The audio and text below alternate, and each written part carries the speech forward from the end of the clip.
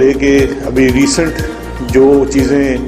सामने आई, चाहे वो ब्रॉडशीट के सीईओ के कहने के ऊपर हुई या उसके ऊपर होने वाली बहस में, या ब्रॉडशीट क्या था और कैसे हुआ, उसमें भी बेसिकली पॉलिटिकल एलीट, सियासी अशराफिया ही एक्सपोज हुई।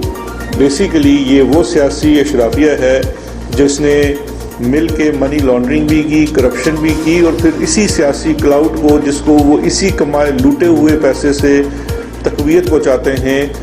उसी क्लाउड को इस्तेमाल करते हैं अपने दिफा के लिए और अपनी जान बचाने के लिए। हम ये इस पूरे मामले की पूरी शफाफियत चाहते हैं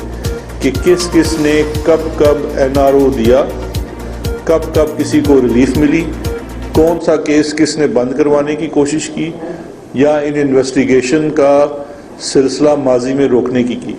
और उस चीज़ की तहकीक के लिए कल भी कैबिनेट की एक कमेटी बनाई गई है कि शुरू दिन से लेकर आखिर तक देखा जाए कि इस मुकदमे में